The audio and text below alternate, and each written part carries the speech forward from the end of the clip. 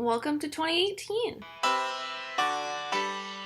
Hey, I'm Amy and welcome back, and it is finally 2018 and I am so excited because that means an awesome new year of me making videos for you guys, and I can't wait to get started because the first 2 weeks of January are going to be jam-packed with a bunch of videos that I had planned to do last week in December, but got too lazy over my break from work. But please, for the new year, let me know in the comments down below some videos you would like to see me do for the upcoming year. I have some ideas, but there are going to be plenty of days where I don't have an idea for yet. So let me know and I will plan them out, which coincidentally, this video I had not had planned, but it was kind of requested by somebody on my top 5 favorite movies of the year. So the video I had planned for today, which were the top 5 movies I'm excited for 2018, will be next Tuesday. But today we're going to be talking about my top 5 worst movies of 2017. I guess bottom 5, least 5 favorite movies of 2017. And before that, I wanted to list off movies that I found the most disappointing for 2017. And these are just movies that I had seen before Christmas. There'll be a couple of videos coming out later this week of movies that came out on Christmas that I have not added on this list or the list from last week because I hadn't seen them yet at the time of filming this video. So, to get started, these movies are in no particular order except for the release date. They just are movies that, because of the movies that came before them in their series, or that they are a reboot of, or something that just gave me hope for them being good, just didn't really make the cut. Life, Ghost in the Shell, The Circle, Alien Covenant, Pirates of the Caribbean, Dead Men Tell No Tales, Cars 3, Lego Ninjago, Geostorm, and Jumanji: Welcome to the Jungle. So now for my top 5 least favorite or the worst movies of 2017. I don't really think any of these are the worst. They're just movies that I saw and I wasn't super excited on. So maybe these aren't the worst movies of 2017, they're just my least favorite movies of 2017. Number 5, though, is Gold, starring Matthew McConaughey. I thought this movie was going to be excellent. I love a good biopic. I love a good Matthew McConaughey movie. And I was just not blown away.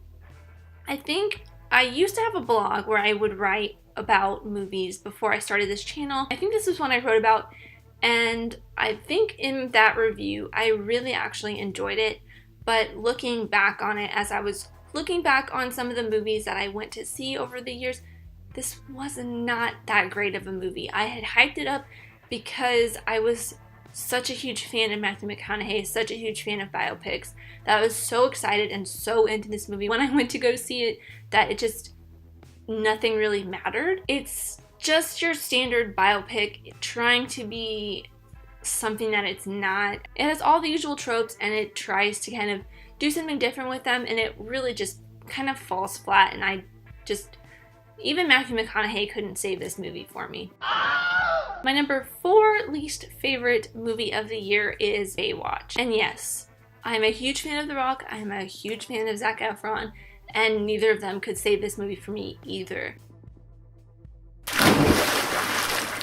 I think it's the chemistry, or the trying to have chemistry between Zac Efron and The Rock, is what kind of tanked this movie for me. I had never really watched Baywatch. Actually, I had never watched any Baywatch before this. I think the only thing that has come close to me ever watching Baywatch was when David Hasselhoff was in the SpongeBob SquarePants movie, like the first one, the original one that came out when I was a kid.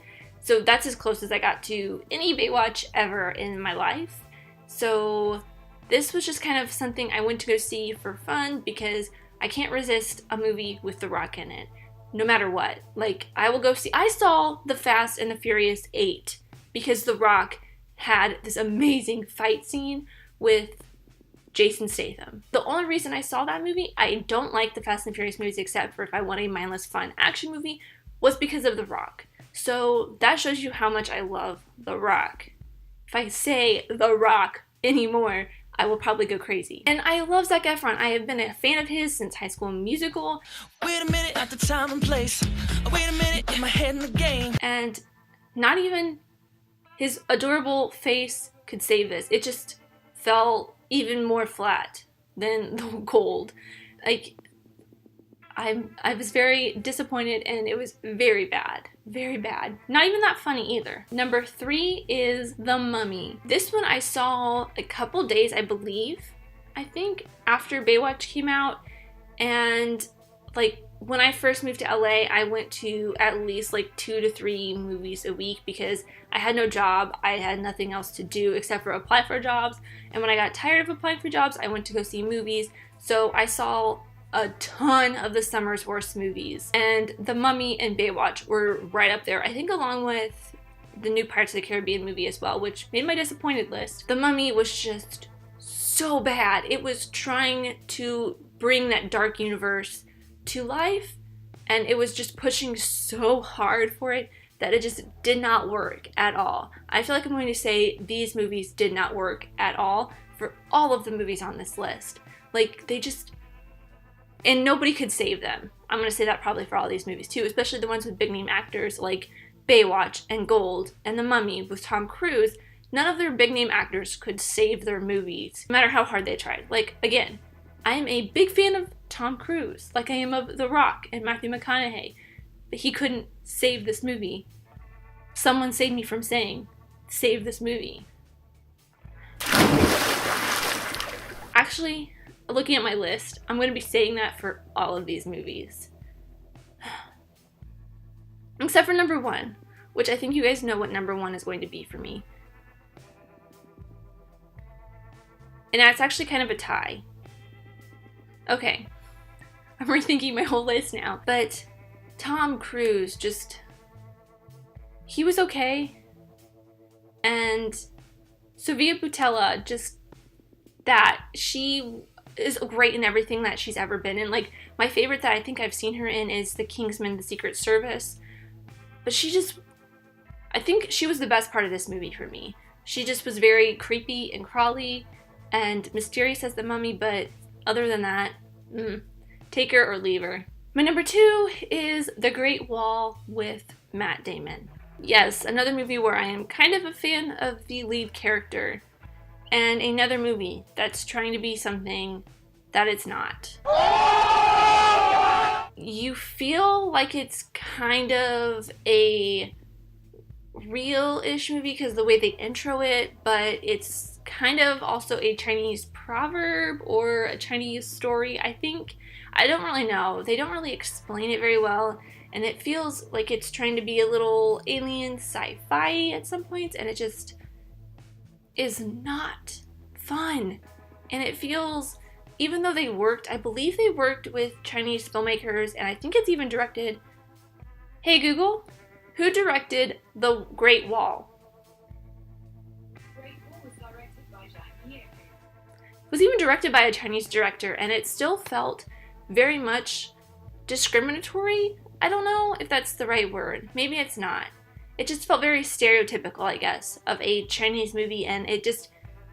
I didn't feel very into it. I think when I first watched it, and I think I wrote a blog about this a long time ago when it first came out, I was very, like, into it, maybe? I just... No, it's... Looking back on it again, really not that great of a movie. Again, trying to restrain myself from saying this, but not even Matt Damon could save this movie. But I am less of a fan of Matt Damon than I am of Matthew McConaughey, The Rock, and Tom Cruise. So I could take or leave Matt Damon. There were some actors in this, like Willem Dafoe. Poor Willem Dafoe was in this, and again, he plays, spoiler alert, which doesn't really matter because this movie is not worth anything. He couldn't even, like, he's a villain. He did nothing. He was there and gone. I feel like his role was so little in this. He just didn't do much at all. Like, yeah, this movie really wasn't that great. There's some parts of this that weren't even that memorable. A lot of these movies, like Gold, I really had to think and look back on what I remember from this movie because none of it really was that memorable. Neither was The Great Wall. Like, I think the parts I remember about it were, like, the action scenes, which were pretty cool, I'll give them that. But at the same time, really weren't that memorable at all. Like, even though I'm not a huge fan of the Fast and Furious franchise, a lot of their action scenes I still remember vividly because they're so badass and powerful and impactful, and they just really stand out to you. And they're different but the same each and every time, so you know what to expect. But with The Great Wall, it's just kind of a bland action sequence at most of the time, at most points, or most of the time, whichever one you want. And finally, my number one worst movie of the year is actually a tie, and I'm changing it right here, right now. The Emoji Movie and Lego Ninjago. Okay. They ask you how you are, you just have to say that you're fine when you're not really fine. I know I had put Lego Ninjago as one of my most disappointing movies of the year, but while I was looking through my list and I was talking about The Mummy, I kind of changed my mind and gave a tie for the first one. And that is because I was so disappointed in Lego Ninjago. I love the Lego series. Like, the Lego Movie was so good. The Lego Batman movie, really good. I mean, most of that was Will Arnett being Batman, and it was hilarious and fun. Still not as good as the Lego Movie, but I was so excited for Lego Ninjago. The entire cast was so great. I even did a review on it, which you can watch up here. Both of them. I was so excited for the Lego Ninjago movie, not the Emoji Movie. I knew the Emoji Movie was going to be crap. I saw it anyways, and I was very disappointed in myself. Again, I did a video on it. You can watch it somewhere. But, oh my goodness gracious, this movie. Like, I talked for length in both of them about how much I disliked both of them and how much I loved the cast of both of these movies. But I think the reason I moved the Lego Ninjago movie from most disappointed to one of my least favorites was because the cast on this was so strong. Like, if you watched my top 5 favorite movies, The Big Sick was my number 2 movie of the year. And that's because I love Kumail Nanjiani, and he was in this movie. That's one of the reasons why I was so excited for this. And my number 1 movie of the year was The Disaster Artist, which was Dave and James Franco, and I love Dave Franco. Oh my gosh. I just was so, so sad and disappointed and upset that they couldn't make this movie any better. Like, I mean, there were funny points, but most of the time the joke shouldn't have been there, or it just wasn't funny, or they were forced feeling, and it just did not feel like a Lego movie should feel. And as for the Emoji Movie, well, we all know that the Emoji Movie was 1, the stupidest idea for a movie ever made, and 2, we knew it was going to be bad. Like, we all just knew. I mean, casting the amazing, perfect Sir Patrick Stewart as a poop emoji, yeah, it's funny just for laughs, but who does that? You could get some other actor to do a posh British accent and pretend to be Patrick Stewart. I don't get animated movies recently. I'm sorry, I'm getting a little frustrated. But yeah, those are my top 5 least favorite movies of the year. And I even surprised myself on this one, changing it up mid-video. But I really hope you guys enjoyed my ranting on the Lego Ninjago movie yet again, because I had so much fun ranting about it in that video a couple months ago. Again, check that video out because I think it's pretty funny how much I rant and rave about it. I don't know, I don't watch my videos after I post them, but I was very disappointed in that movie. And the Emoji Movie, I was disappointed in myself for going to see that. But I feel like a lot of people are disappointed in themselves for going to see that movie. They ask you how you are, you just have to say that you're fine when you're not really fine. Which is why I made a lot of money, because everyone wanted to see the show. Wait a minute, at the time and place. Wait a minute, get my head in the game. Yeah, so thank you guys so much for watching. I really appreciate it. Yeah. I am so exhausted from that rant. I can't even do my outro. I appreciate you, whoever you are watching. I hope you guys enjoy this. Let me know who you are in the comments down below. If you like this, give it a like, subscribe, all of that fun stuff. I am so excited to see what 2018 brings for this channel, for movies in general, and I hope you guys want to stick around with me because I love having a conversation with you guys about movies and TV shows and pop culture and filmmaking, and I have some fun videos planned. But again, please leave some ideas for videos in the comments down below. If you're still watching this, leave the comment poop emoji. Just the poop emoji. Don't say poop emoji, just leave the poop emoji if you watch this far. Thank you guys so much. I will see you guys next time. Have a great day. Bye.